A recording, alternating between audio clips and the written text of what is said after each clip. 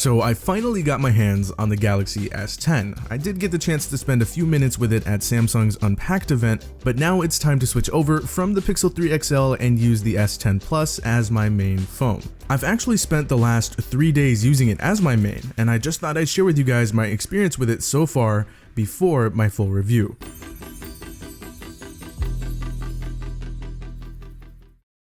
So starting off with the hardware, it is phenomenal. I think Samsung did a great job putting this phone together. It's more flashy this year with its brighter polished aluminum frame sandwiched between two slabs of glass. Now, as you can probably tell, this is a more boxy design. The corners have sharper curves compared to previous Galaxy S phones. It's as if the Note 9 and S9 had a baby, but to me, it makes for a more premium and professional look. And really, this phone screams premium. And that is especially apparent when you look at that screen. Oh my goodness. This display is absolutely gorgeous. Samsung's done it again, and this year they're introducing their new Infinity O panels. With these, they've managed to avoid the notch while decreasing the size of the bezels, making for a super impressive 88.9% screen to body ratio. I could go on and on and on about how amazing this display really is. It's big, it's very bright, it's vibrant, it's incredibly crisp, it's super color accurate. It's the best display I've seen in a smartphone yet.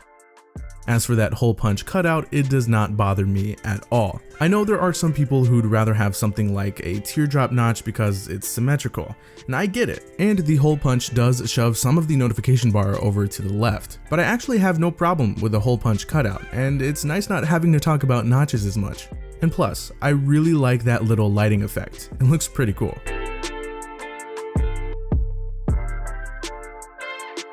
So yes, hardware is top tier. It's great to look at and even better to hold and use. It's like I'm holding the display itself.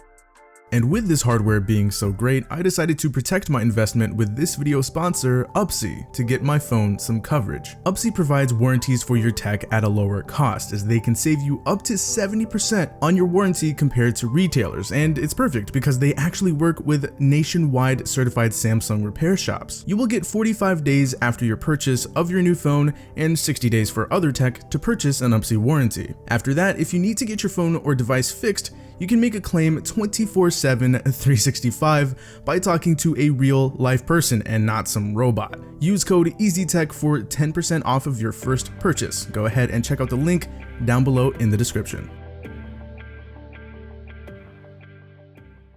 Alright, so now let's talk about user experience. So I know I've said this about a lot of phones, especially when they first come out, but the S10 is straight butter. This is easily the smoothest and quickest Galaxy phone ever. Sure, previous Galaxy phones have felt smooth out of the box too, but this one is even better. And with said previous Galaxy phones doing better with long-term performance, I fully expect the S10 to follow suit. Now it could be the honeymoon phase talking to me, but honestly, no other Galaxy phone has been this fluid out of the box. It handles everything I throw at it, no sweat, thanks to its upgraded internals. Now, one of those upgraded internals is the battery. The S10 Plus packs a 4100 mAh battery, and so far, battery life has been excellent. I think my best day was 8.5 hours of screen on time with moderate to heavy use. The other days I was getting around 6.5 hours, but that was with true power user usage like maxed brightness, maxed screen resolution, LTE only, Bluetooth enabled, multitasking, playing games, playing music, watching videos, just everything. And the battery endured it all very well. Either way, it's safe to say that this is pretty much an all-day battery, at least in my experience so far. It sips battery when not in use, even with always on display, but we'll see how all of this changes over time. Now, how about that ultrasonic fingerprint reader? Well, it's alright. I think the technology behind it is really cool. It's the first of its kind, and it's more secure than all of the other in-display fingerprint readers, but honestly, I kind of wish Samsung just stuck with a rear-mounted physical scanner. That of course is just the layout that I prefer, as my finger naturally ends up there anyway, but the S10's scanner isn't bad. It does take a little bit of time to get used to it, and actually at first, it was pretty awful. But then I got this software update which improved fingerprint recognition, and now everything's fine. Now I also wanted to quickly mention that the S10 has some really fast face unlocking as well. It may not be the most secure thing out there, but it's pretty darn fast, and I actually started using that too. It is very convenient. Some other neat features that I'll cover more in depth in my full review are of course wireless power share. So far I've only used this to kind of show off to people, but I know for a fact that I'll be using this to charge my Galaxy Watch and Galaxy Buds here and there. There are Bixby routines, which I haven't used yet, but it's pretty much if this then that if you guys are familiar with that. The stereo speakers sounded nice. They do get really loud. I kind of wish there was more low end, but that's just me being a bass head. The headphone jack is great to see. I love the fact that they did not get rid of it, and even though I don't really use it anymore, I do enjoy having the option. One UI is actually pretty nice. It still needs some polish, but overall I think Samsung did a good job with it. It really was tailor-made for this phone, and the two go hand in hand. There are lots of baked-in features and customization, but nothing too heavy. Couple things I did notice that I wasn't too big of a fan of would have to be the power button placement. It's higher than I feel it should be. See, they lined it up with the top half of the volume rocker, and it makes things like taking screenshots a little more awkward, and reaching it based on how I usually hold my phone isn't as natural. The S10 Plus is almost as tall as the Note 9, but the Note 9's placement is lower and in a more comfortable spot, so it kind of confused me as to why they'd place it higher on the S10. And then there's the vibration motor.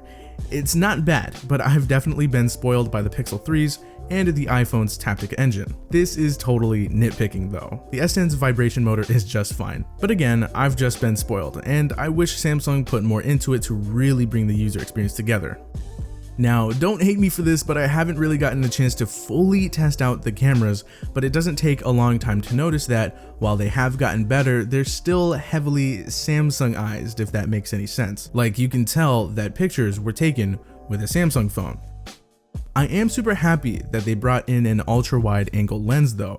I've been waiting for them and other companies to do that for a long time now. It just adds more versatility. But so far, I think it's safe to say that the cameras are top tier as expected. It's also safe to say that the Pixel cameras have spoiled pretty much every other smartphone's cameras for me, but I still have to test these out completely, and I am definitely looking forward to doing so.